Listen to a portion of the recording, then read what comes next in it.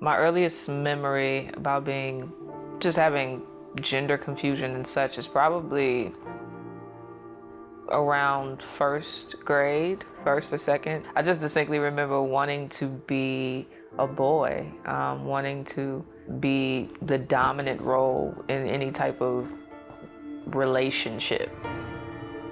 My aunt, I think I went to church with her pretty much every Sunday for the first 9-ish years of my life. And I just distinctly remember things like when people would get mad at her, she would like not respond. So seeing her life and always hearing about Jesus and hearing about God, it gave me really early convictions about who he was early.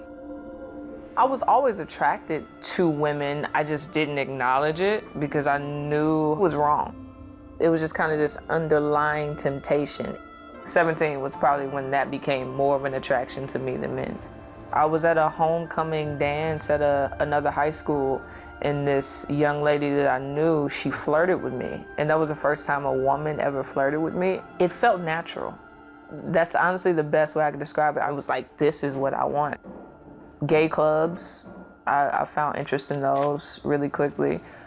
Gay pride parades. I was having fun, but a deep soul satisfaction, I didn't have that. I used to tell my girlfriends the truth. I was like, hey, you know this is sin, right? They were like, why are you gay? I was like, I don't know. But I know this is not right. To know so much about the truth about God and then to continue to live contrary to it, I was always in this constant state of conviction.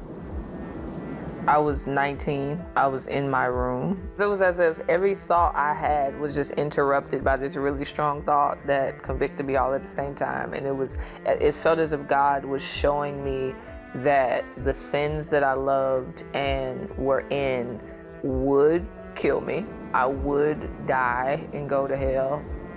It's a heavy weight to know that you're a sinner and God is holy. But if that's in the Bible and that's considered true, then the other truths in the Bible about Jesus being God, Jesus being Savior, Jesus being willing to forgive those who turn from their sins, these are both true. And so I just need to believe this.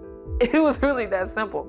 In my mind, I just kind of had this conversation with God. Like, I don't really want to be straight. Like, I equated salvation with just being heterosexual overnight. And so it was just like, I don't want to be straight. But then I felt like God was leading me to the fact, like, I can change your desires. I can give you the desire for a man. Surely I'm God.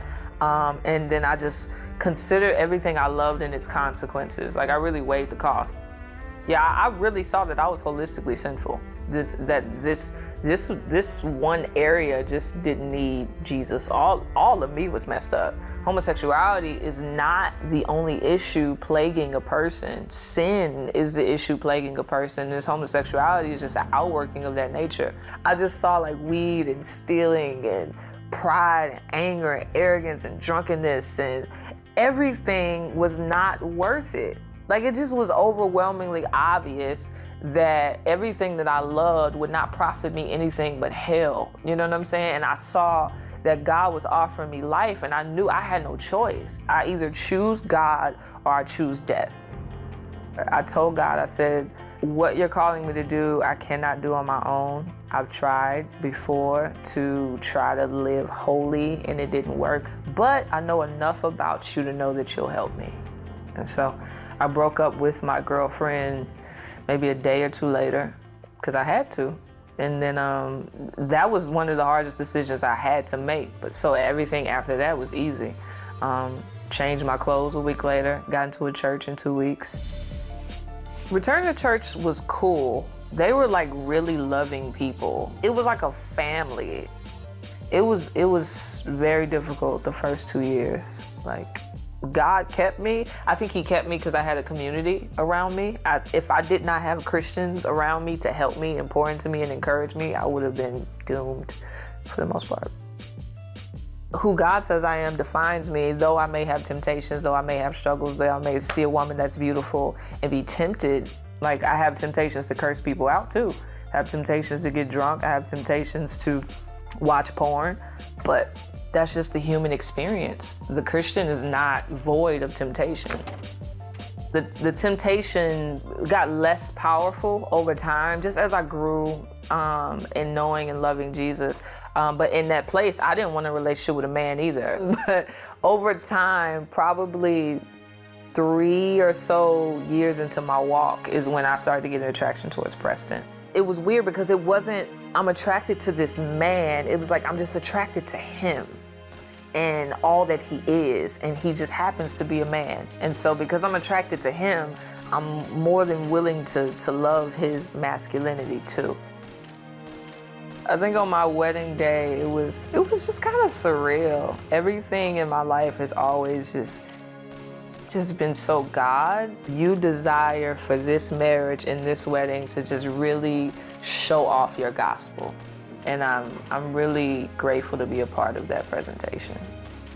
5 weeks after my honeymoon, I found out I was pregnant. I was looking at her and I thought to myself, if I chose to stay in the lifestyle I was in, I would never have her. I wouldn't have her. It wouldn't be Eden. And I just cried and thanked God for allowing me to experience that. The advice I would give to a parent is, first and foremost, to really trust God. Because even with my mother or my aunts or the Christians around me, they may have seen me in my condition and think, oh, it's hopeless. But they didn't know that I was running into people on the street that were convicting me. They didn't know I was seeing certain commercials that were reminding me of God. They didn't know that I would hear certain gospel songs randomly. Just be faithful, keep loving them. God changed me by showing me himself. God is aware of what's happening. It's not foreign to him. His son died for them. He loves your children more than you do.